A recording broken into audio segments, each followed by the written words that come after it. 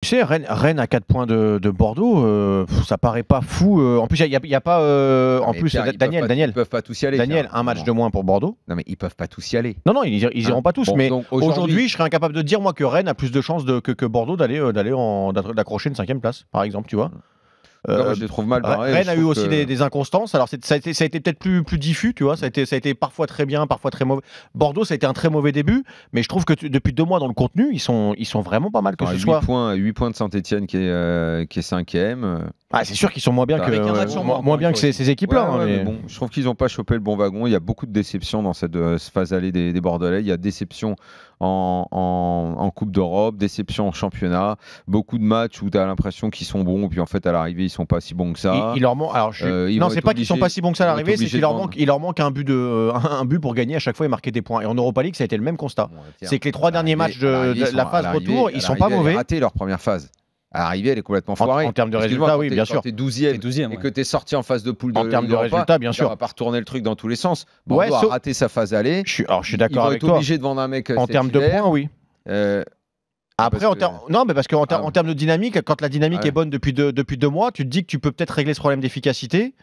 Et sur une seconde. Moi, je dirais pas qu'il. La dynamique, elle va être cassée, ne serait-ce que par la trêve. Pas forcément. Pourquoi? Le mercato, t'as la trêve, il y a des choses qui peuvent se passer. Ça peut ne pas être cassé.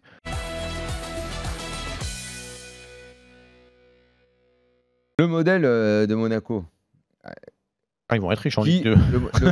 Le modèle de Monaco qui a eu une réussite qui, à mon sens, par rapport à ce qui était prévu au projet, a été extraordinaire. C'est un titre de champion, une demi-finale de Ligue des Champions, enfin 2 beaux parcours même en Ligue des Champions, un titre de champion.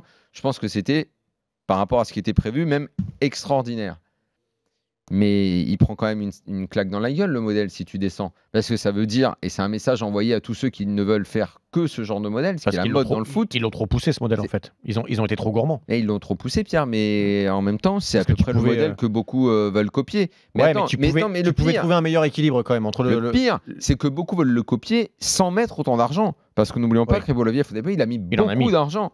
Donc c'est le modèle trading qui prendrait une grande claque dans la gueule parce que c'était le modèle, on va dire, abouti, Monaco. Oui, mais c'est parce que là, c'est comme dit Pierre, c'est-à-dire ça a fonctionné pendant 4-5 ans et ils se sont dit, bah tiens, ça marche, tous les ans ça fonctionne, cet été on va pousser un peu plus et là ils sont allés à l'excès. Voilà. Ils ont vraiment tout lâché là pour le coup. Non, mais le modèle, comme il a eu ses excès-là, il a eu aussi sa réussite. Bien sûr. Dans l'excès aussi, ouais. Voilà, on est dans l'excès. Ça envoie un message, faites attention quand vous faites votre trading de joueurs parce que voilà où ça peut vous mener.